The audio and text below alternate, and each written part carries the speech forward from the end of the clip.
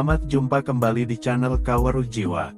Kali ini kita akan membongkar tentang sejarah Ken Arok Raja Singosari yang selama ini telah diajarkan di sekolahan. Kali ini kita akan mengambil sumber informasi dari buku Atlas Wali Songo yang ditulis almarhum Profesor Dr. Kiai Haji Agus Sunyoto. Benarkah Ken Arok Raja Singosari itu benar-benar nyata dan memang perlu dipelajari dalam pelajaran sejarah di sekolah anak-anak kita, atau hanya cerita fiktif buatan Belanda karena ada kepentingan politik dari kolonial Belanda? Mari kita simak sampai tuntas.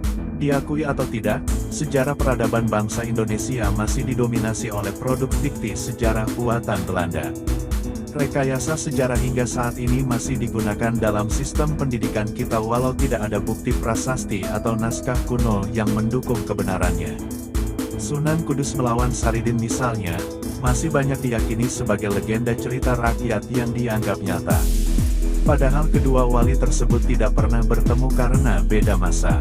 Di sekolah pun, serat Pararaton bikinan Belanda masih diajarkan untuk mengetahui tokoh misterius Ken Arok, nama raja dari Singasari yang tidak bisa diuji kebenarannya. Tidak ada satupun prasasti atau naskah kidung yang menyebut Ken Arok. Nama itu baru muncul di zaman Belanda saat Perang Diponegoro. Demikian terang Kiai Haji Agus Sunyoto saat bedah buku Atlas Wali Songo dalam rangka peringatan Hari Santri 2017 oleh PCNU Jepara di ruang Setda Gedung Pemda Jepara, Rabu, tanggal 18 Oktober tahun 2017 siang. Serat Pararaton itu muncul di kala Pangeran Diponegoro sangat membanggakan garis keturunan Majapahit karena leluhurnya yang menjadi Raja-Raja Mataram memang keturunan Majapahit. Para pangeran pun masih bangga sebagai Trah Majapahit. Saat itulah Belanda membuat sebuah naskah dengan judul Pararaton untuk mengikis mental para pejuang yang ikut Pangeran Jihad bersama Diponegoro melawan penjajahan, yang inti dari isinya adalah ingin menunjukkan bahwa dengan alasan apapun, Raja-Raja Majapahit adalah keturunan Singasari yang raja pertamanya disebut sebagai Ken Arok. Siapa? Menurut Serat Pararaton, Ken Arok itu adalah orang hina, jahat, dibesarkan di lingkungan yang buruk, penuh perbuatan keji serta keturunan orang yang tidak jelas silsilahnya sehingga tidak perlu dibanggakan oleh para bangsawan Yogyakarta, Surakarta dan bupati-bupati yang merasa masih punya hubungan darah. Kronologi cerita fiktifnya dimulai dari penyebutan Ken Arok sebagai anak haram hasil hubungan gelap Ganendok. Ketika lahir, dia dibuang ke kuburan, lalu ditemu oleh maling bernama Lembong. Karena diasuh oleh maling yang bertabiat buruk dan hidup di lingkungan jahat, Ken Arok akhirnya digambarkan menjadi sosok anak yang nakal. Ketika remaja, menurut serat fiktif Pararaton, Ken Arok kemudian diasuh oleh seorang penjudi bernama Banyu Samparan, lalu berguru kepada Empu Paron, seorang pendeta sakti yang punya ritual kejam suka meminum darah manusia dan memakan mayatnya.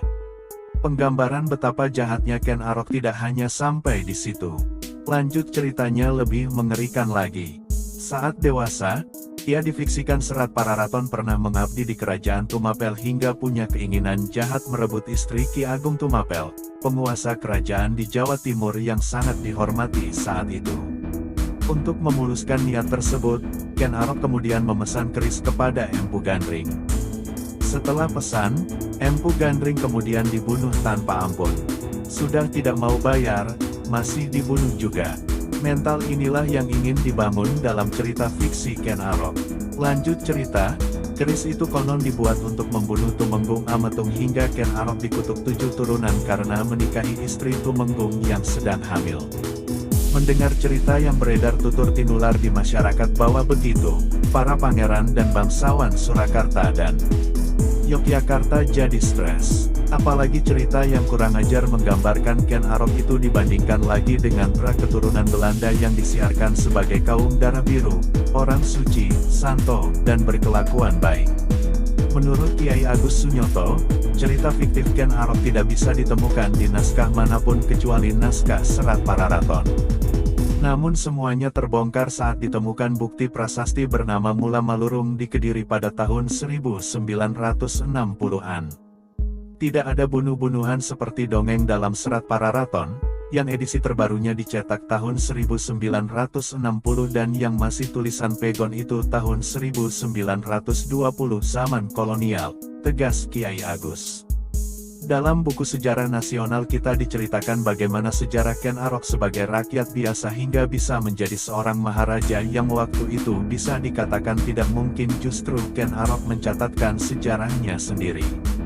Sampai akhirnya diceritakan bahwa untuk mewujudkan ambisinya menguasai Tumapel dan Ken Dedes sekaligus, maka ia harus membunuh Tunggul Ametung dan seterusnya.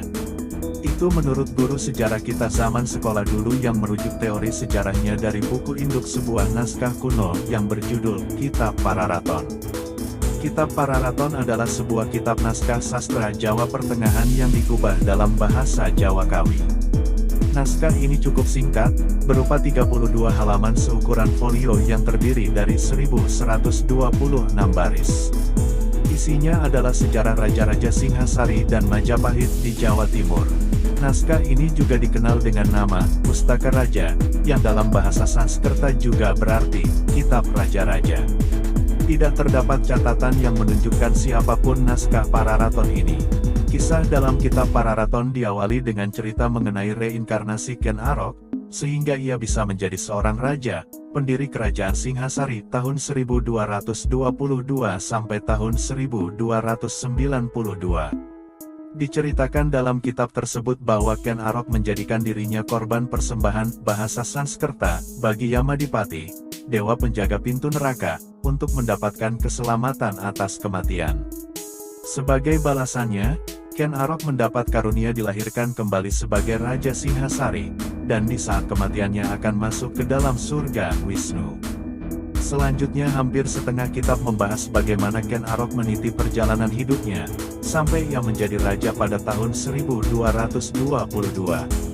Penggambaran pada naskah ini cenderung bersifat mistis. Cerita kemudian dilanjutkan dengan bagian-bagian naratif pendek, yang diatur dalam urutan kronologis. Banyak kejadian yang tercatat di sini diberikan penanggalan. Mendekati bagian akhir, penjelasan mengenai sejarah menjadi semakin pendek dan bercampur dengan informasi mengenai silsilah berbagai anggota keluarga kerajaan Majapahit. Penekanan atas pentingnya kisah Ken Arok bukan saja dinyatakan melalui panjangnya cerita, melainkan juga melalui judul alternatif yang ditawarkan dalam naskah ini, yaitu Serat Pararaton atau Katuturani Raken Amrok, atau Kitab Raja-Raja atau cerita mengenai Ken Arok. Mengingat tarikh yang tertua yang terdapat pada lembaran-lembaran naskah adalah 1522 Saka, atau 1600 Masehi, diperkirakan bahwa bagian terakhir dari teks naskah telah dituliskan antara tahun 1600 m. Beberapa pakar sejarah yang telah mengulas tentang lemahnya data sejarah dari Kitab Pararaton, mengungkapkan bahwa bagian Kitab Pararaton bukan merupakan fakta-fakta sejarah. Terutama pada bagian awal, antara fakta dan fiksi serta khayalan dan kenyataan saling berbaur. Beberapa pakar sejarah misalnya C.C. Berg berpendapat bahwa teks-teks tersebut secara keseluruhan supranatural dan ahistoris, serta dibuat bukan dengan tujuan untuk merekam masa lalu melainkan untuk menentukan kejadian-kejadian pada masa depan. Tanah Jawa yang penuh mistis. Itulah sejarah yang ingin dibangun oleh kaum kolonial untuk mengaburkan fakta tentang kebesaran Islam di Tanah Jawa. Pengaburan fakta sejarah bahwa Islam telah kuat di Tanah Jawa ini sangat penting untuk kepentingan politis pihak kolonial Belanda. Demikian tentang Ken Arok Raja Singosari. Terima kasih, sampai jumpa di video kami berikutnya.